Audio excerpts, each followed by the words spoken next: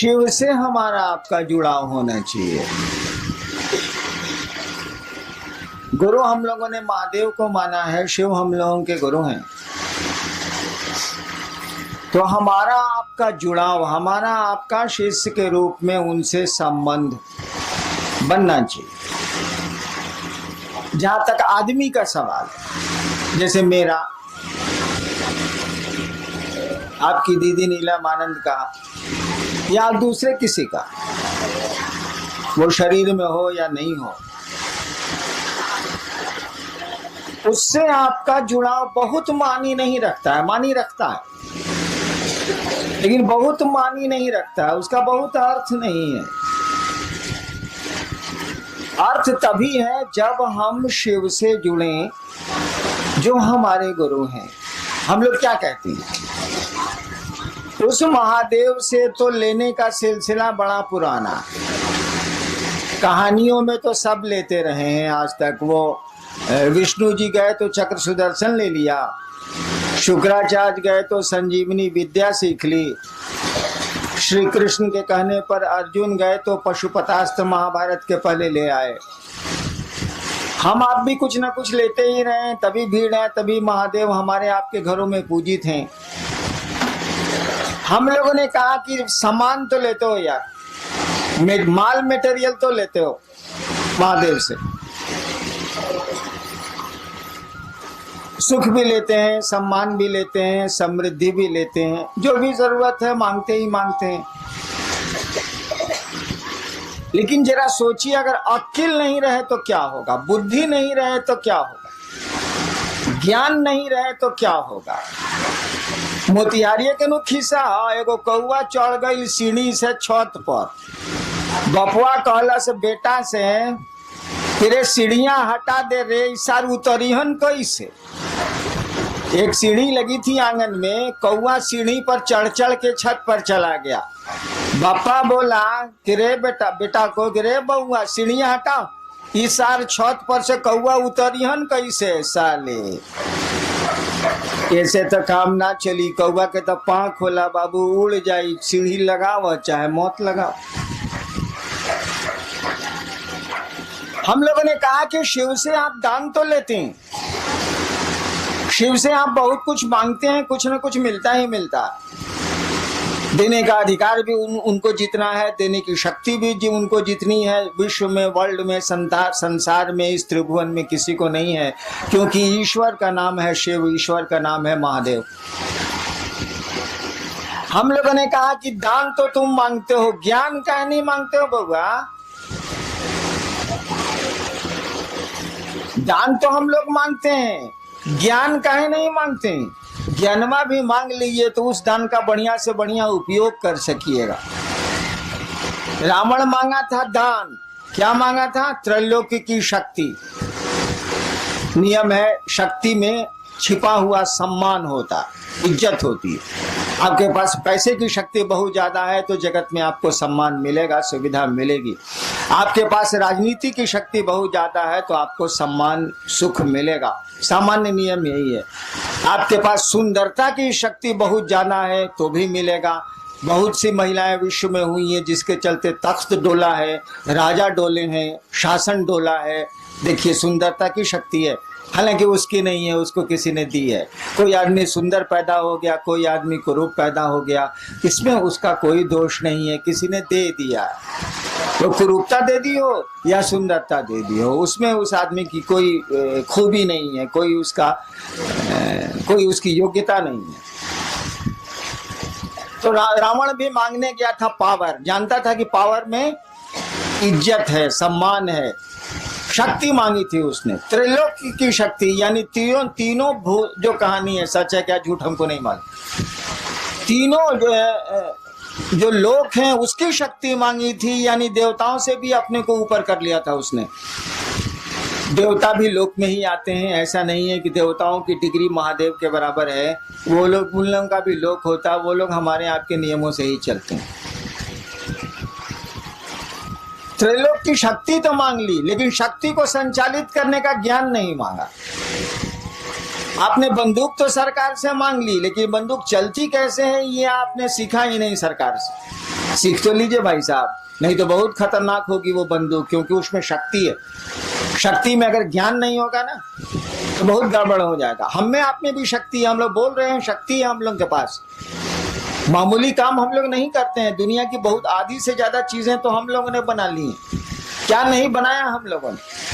ठीक है, हम लोगों को किसी दूसरे ने बनाया, लेकिन हम लोगों ने भी बहुत कुछ बना लिया, कम नहीं बनाया है और बना रहे हैं।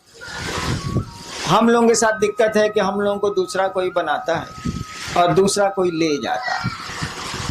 दूसरे की इच्छा से आते हैं और दूसरे की इच्छा से चले जाते हैं, बीच में समझते हैं कि अपनी इच्छा से हैं। इसी को कहते हैं अज्ञान, इसी को कहते हैं बुद्धि नहीं होना।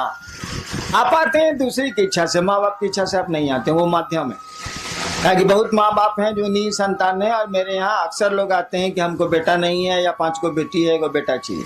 इसका माने उनके फैक्ट्री में दम नहीं है, वो माध्यम हो सकते हैं, ताकत उनको नहीं है। यानी हम लोग दूसरे की इच्छा से आते हैं जो दिखता नहीं है। जनरेटर चलाओ।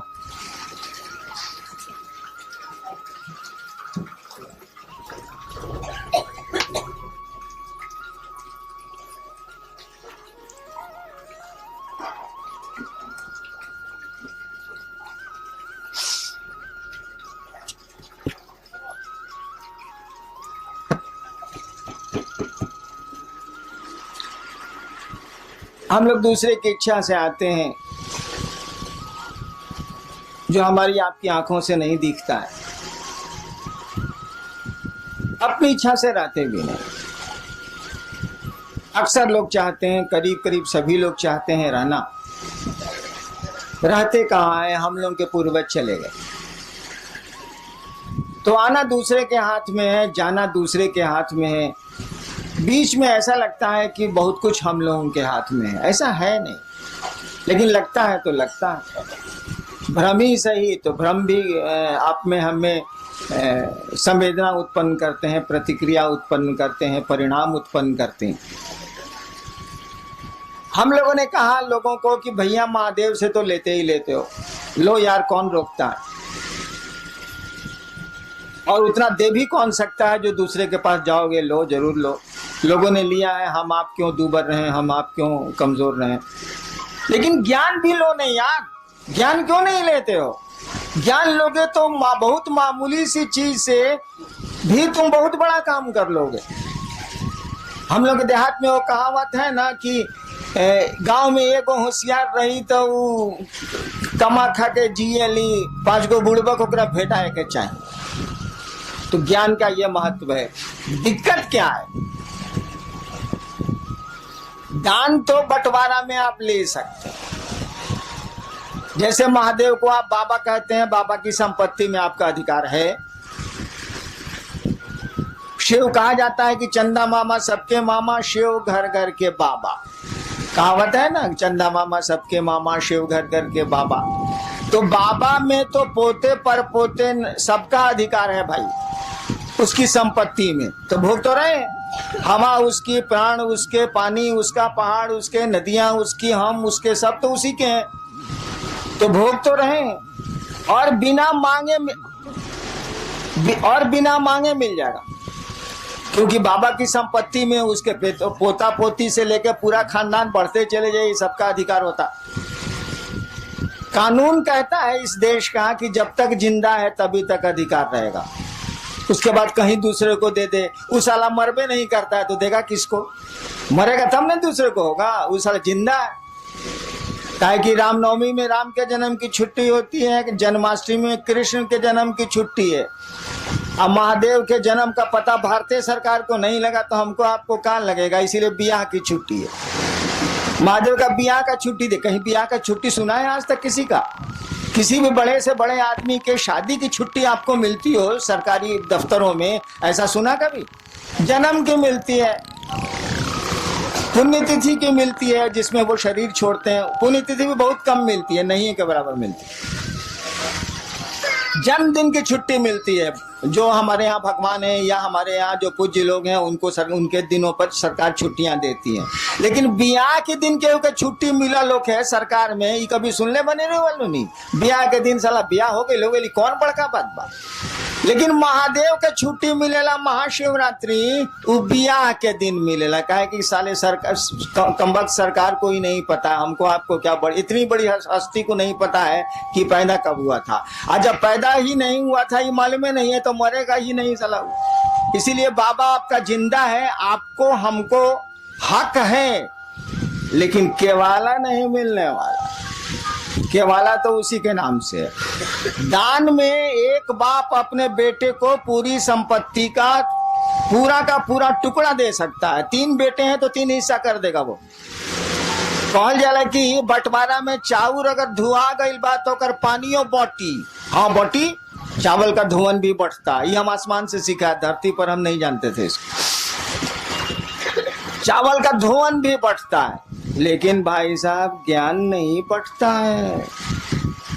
एक बाप अपने बेटे को, अगर 3 बेटे हैं 4 बेटे हैं तो वो 4 टुकड़े कर देगा।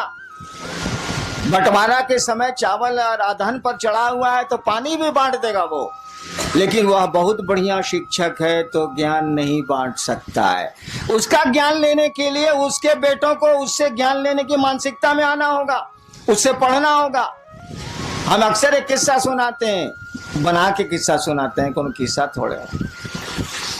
एक बाप था, उस इलाके का बहुत बढ़िया शिक्षक था, रिटायर कर गया, और जब तक वो शरीर से तंदुरुस्त था अपने बेटों को कहता था, अरे हमसे पढ़ लो, इस इलाका में हमसे बढ़िया मास्टर नहीं है, तुम भी जानते हो कि हमसे बढ़िया मास्टर नहीं है, हमसे पढ़ो।